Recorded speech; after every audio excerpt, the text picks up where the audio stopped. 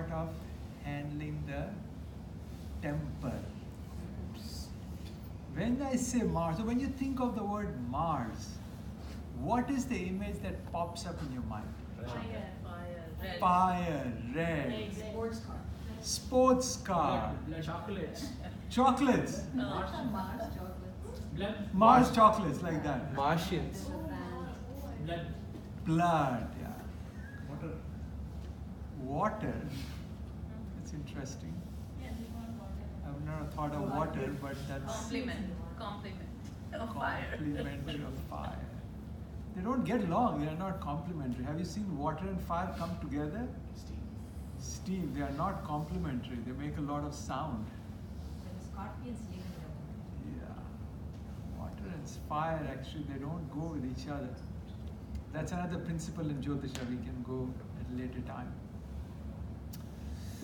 But martial arts, right? Mars, all related to martial arts, right? Red color.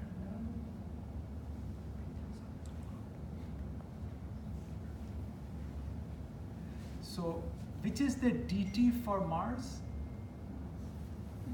Muruga. Muruga. Firstly, what is Mars called in Sanskrit? Mangala. Mangala, right?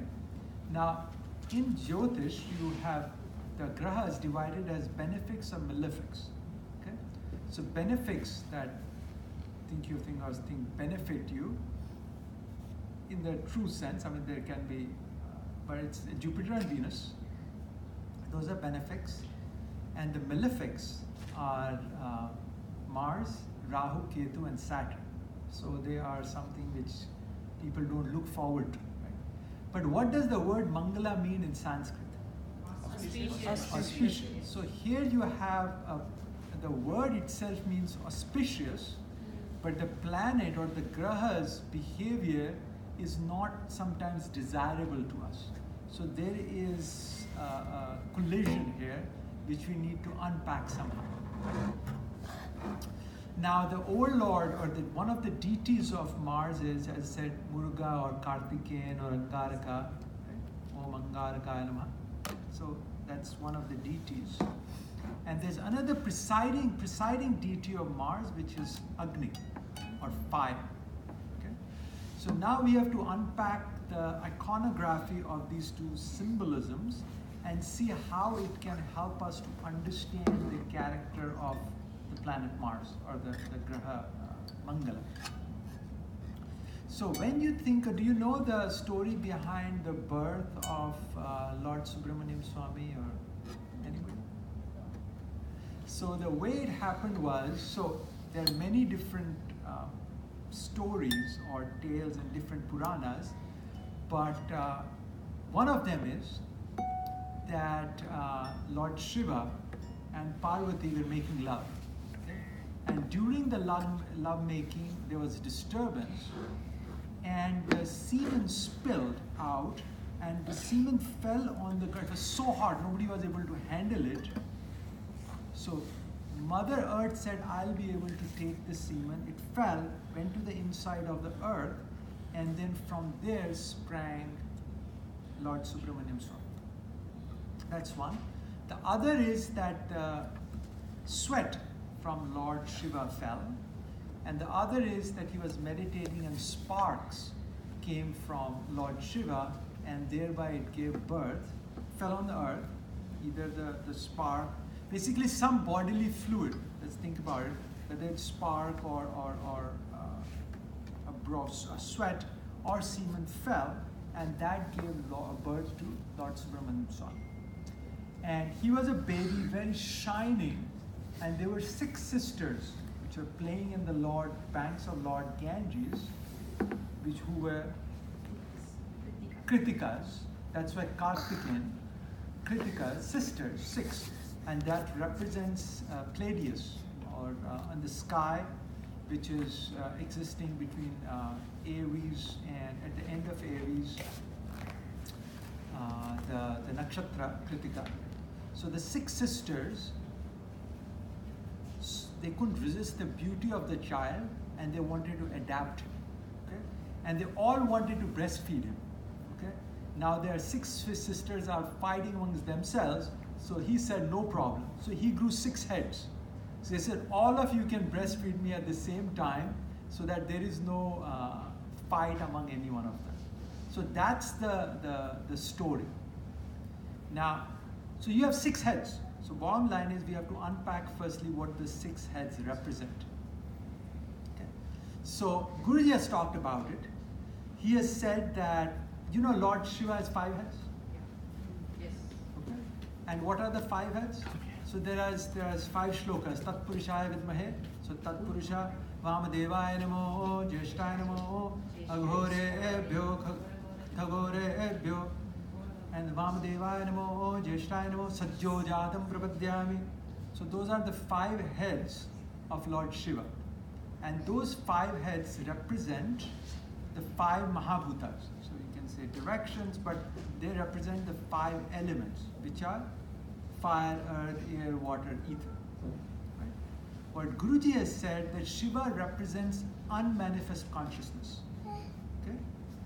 And the 6th element is Shakti, because it's actually the combination of Shiva and Shakti that gave birth to Lord Subramaniam Swami.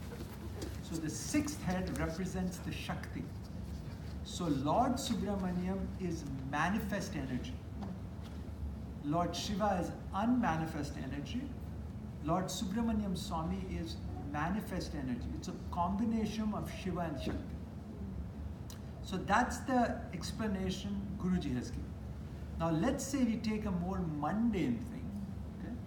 Now we know Lord Subramaniam Swami is a warrior king. So among the whole, so every planet is assigned a role. He is the commander-in-chief of the army of the Devas. He's the Deva Senapati, right? Now, for a warrior, imagine if you have 6 heads, there cannot be any blind spot. I mean, you can say somebody can hit you from the back. If you have 6 heads, guess what? You have constant awareness. There is no blind spot. That means you are fully aware. See what I'm saying? For a warrior, it is very essential to be fully aware and not have anyone double cross you or do anything. So in a way, Lord Subramaniam Swami or Mars represents full awareness. It represents dynamism. So if you look at Mars, it represents aggressiveness, of course. It represents dynamism, enthusiasm, ability to achieve. See, a warrior, a commander-in-chief has to have leadership ability. You can't command. He has to be very goal-oriented. War is all about what? Winning. It's about a winning attitude. Okay? About getting from A to B, but without worrying about emotions. If you are commander-in-chief, will you think, oh, if I defeat the person, how will that person feel? Maybe one of my soldier, maybe he just became a dad. Should he go and fight? What will family think? Do you think a warrior prince or a commander-in-chief will ever have focus on emotion or anything of that sort? A person, Mars, is extremely, or if you think about Mars, or in this case Subramaniam Swami, the overlord, because Subramaniam, all these planets are archetypes. So you can look at these planets and draw conclusion about personalities around you. So Mars is all about achievement, being a go-getter, achieving your goal at all costs. Focus, laser sharp focus. That's what Mars is all about. Make sense? You're with me so far? Now let's take Lord Subramaniam Swami and go into the iconography a little more deeper. So we talked about the 6 heads being fully aware, all directions, no blind spots. Now, what is his vehicle? Peacock. Peacock, right? Now what does peacock do? Show off. Excellent point. Show off. Okay, that's one thing. So when I thought about peacock showing off, so I said, let me do research on is there anything to say show off in there. So I said, where do I start? So I said, let me start reading the Subramaniam Ashtotram, okay? Because the Ashtotram has all the characteristics. So if you have to know about any deity, the Ashtotrams or 108 or 1008 names goes to. So now there is verses, Dambaya Nama, Mahadambaya Nama, Paramadambaya Nama. Now the word Damba, where is the interest? So in Sanskrit, when especially the shlokas are talked about, if you have to accentuate something, you repeat. So it's an oral tradition. So you can't highlight, you can't put bold. It's an oral tradition, think about it. So if you have to accentuate something, repetition is a way to accentuate. So now if the word is spoken 3 times, Dambaya Namo, Mahadambaya Namo, Paramdambaya Namo, that means it has to be, you have to really convey that thought. Now the word Damba means either ebullience, effervescence, or it can also mean showing off. Now Lord Subramaniam likes to show off, you know. A warrior prince or a commander-in-chief, if you have muscles, what do you like to do? Look at my muscles. And the communities, even in India or any place, warrior communities, so let's say Punjabis, what do you like to do? Show off. Yes or no? Yes. That is inherent. So normally you say, oh, they are very shallow, they like. Not like that. If you have the characteristics of that planet, the other characteristics already follow. What are the other things? You like to have fun, you know. A warrior community, you don't know whether you're going to be here tomorrow or not. So you live moment by moment. Let's party, let's make the most of life. That's nature. That comes with that's an archetype that comes with the planet. So if you have one quality of the graha, obviously all the grahas interact, but a purity of that graha manifesting will bring the other qualities along with it. Okay? So one quality we said of peacock is showing off. That's at a more mundane level, and Lord Subramaniam Swami being, and they think the Mars. The other is it eats snakes. Have you seen it catches snakes? So now snake can be a representative of awareness or senses. So basically, Lord Subramaniam Swami has full awareness or all the senses under his control. That makes sense? The other symbol that you will see, so he has a flag which has a rooster. Right? He has a rooster. Now, they say is that he was, there was a demon called Tarakasura. So he said that I can be only killed by the son of Lord Shiva. Okay? That's why he took birth. So the Subramaniam Swami took birth to fight and kill Tarakasura. Now, when he defeated him, and he says, you know what? Now you're defeated. You fought a good battle, but you're defeated. Do you have a boon to ask? He said, all I want is to be at your feet. Okay? So he said, okay, you can sit on my feet like a rooster. Rooster is very like a chicken, you know, very. He's like, so Guruji has said, is that chicken represents ego. Okay? That means it is so easy that Lord Subramaniam Swami, in a way, has totally conquered the ego. And Guruji said 2 other things. Okay, actually one other thing about it, that the rooster starts making sound at 4 a.m. Right? So guess what? What does that represent? He said that represents that ability or knowledge to speak at the right time. You should know when to speak. I have another interpretation that speaking at 4 a.m. represents discipline. A warrior needs discipline. If you have to build your body, you have to work out. You have to practice. Okay? So the rooster, you can think about either ability to speak at the right time or having the discipline. And Mars is all, if you have to channelize the energy, you have to have discipline on your life, and that's what the rooster represents. You with me so far? Yes. Okay. Now we said Mars representing fire. One of the deities, like when I said, what do you think of Mars?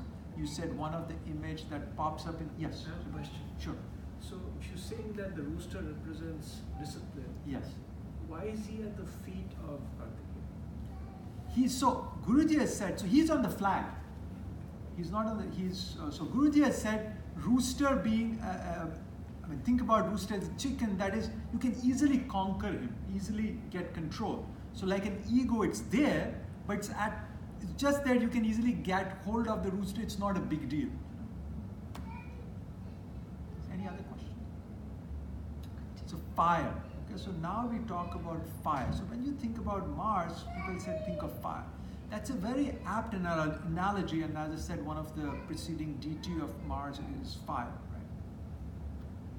Because if you look at fire, so now there are two grahas which represent fire, okay? Fiery grahas. One is Sun, one is Mars. Okay? Now what's the difference between the two? Sun is more sattvic.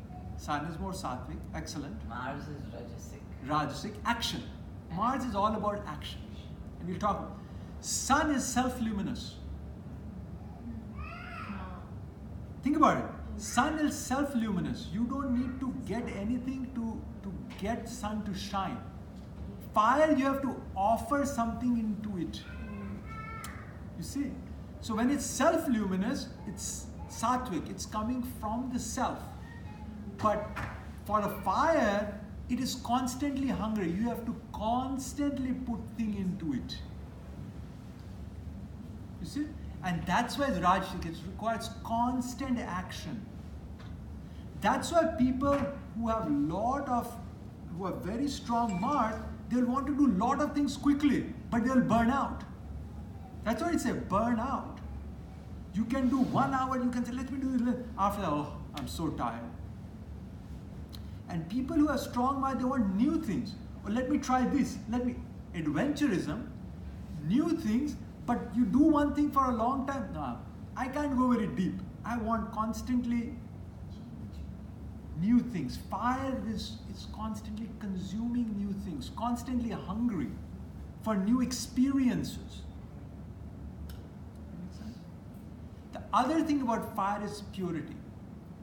Now, we have the 5 elements we talked about: earth, air, water, fire, ether.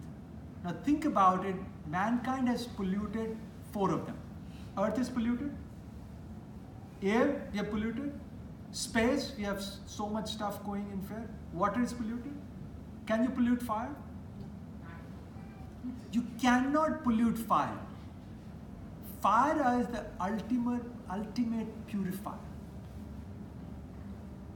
Are you with me so far? That's it. So there we get sort of a clue of Mars. Now that's one clue. Think about is fire being purification. Now fire has a very dangerous property to it. So it can give you warmth as long as we harness it, and that's human beings. One of the reasons why we have flourished is by harnessing the power of fire. You also know when it goes out of control, it can burn things down, or it can generate smoke, and that makes everything black and suffocates you. So the key here is to channelize the energy, channelize the anger, channelize whatever it is, and thereby lies that you're walking on a razor's edge with Mars. So as I said, Kritika Nakshatra, that is the favorite nakshatra for Mars. What is the symbol? It's a razor. So you are walking on a razor's edge with Mars. And also Mars signifies Nyaya or logic. Logic also requires sharpness. What do you say? Sharp mind. So when sharpness is required, that's where Mars. So Mars also represents cooks. You need to cut. Or there are many professions Mars represents, but whereas sharpness of intellect, sharpness, your tongue can cut through. When Mars not channelized can totally cut through the heart of the other person. It can either physically or verbally. So the key here is think about Mars as sharpness, fire, and channelizing that sharp razor's edge, but walking it has to be very well done, otherwise it can totally flip on the other side. And that's why it's auspicious at one level and inauspicious most of the time, because it's very difficult to walk that razor's edge. Now, there is one very beautiful analogy or thought about it which you have to unpack, which is according to me, it's very profound. So the mantra for Mars, so there is a Navagraha mantra for each of the grahas. So the mantra for Mars is what? Dharani Garbha Sambhutam Vidyut Kanti Samaprabham Kumaram Tam Hastam Tam Mangalam Pranamamyaham. Dharani Garbha Sambhutam means what? Womb in the earth. So somebody who's come out from the womb in the earth. Dharani Garbha Sambhutam Vidyut Kanti Samaprabham. Vidyut is what? Lightning. Kanti is the appearance or the shine. Vidyut Kanti Samaprabham. Kumaram Shakti Hastam. So Kumara, young prince, Shakti. He's holding a Shakti. He's holding a veil, a spear in his hand. I bow down to Lord Mangala. Subramaniam Swami, that's the definition of Subramaniam Swami. So now, if you look at womb of the Mother Earth, okay, what does womb mean? Womb means something hidden. Now that means what is hidden? So that means hidden talents, untapped energy. In Guruji, so when Guruji is talking about Lord Subramaniam Swami, he just says he represents Kundalini. Think about it. What is Kundalini? It's the hidden, untapped energy. So what Mars represents is hidden, untapped energy. He represents fire, he represents tapas. So for all the yogic practices, so when you do especially Hatha Yoga, or you do any practices which requires intense austerity, that requires fasting, that requires strength of mind. Doing any austerity requires a lot of strength of mind. Tapas. So that's a Dharanigar, born from the womb of the earth. That means he represents all latent, untapped, psychic energies and yogic powers, and that's what Mars represents. You see what I'm saying? Now, some of you were there in how many people were there on May 2008? I'm just curious. What was the mantra there? Do you remember?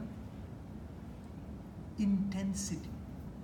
There's a tape, wonderful tape by Guruji. He says, to have either material success or spiritual success, you need to have intensity. It's only with intensity can you gain either materially or spiritually. He said a lukewarm attitude will only give you lukewarm results. That's what Mars is. Intensity. And when you are intense, there is fire. Think about a magnifying glass and rays of sun. The energy is focused, but guess what? It burns. When with intensity, if you want to move, you are going to piss off some people. Yes or no? Yes. If you are doing a course and let's say I want to do a 50% course, let's do this, let's do that. Somebody will like, oh my God, why aren't you doing this? Why aren't you doing that? You're like, oh my God, he's bossing around. Guess what? If you want to get results done, you are going to get push buttons, but guess what? Mars is not concerned about pushing buttons. He's not concerned about emotions. He knows I have to win, I have to climb that hill, I have to get to that place. He's only concerned to get from here to B. Now the key here is managing that intensity, harnessing the power inside, figuring out, charging, untapping that, tapping that latent potential. That's where the knowledge comes into play. Do you see what I'm saying?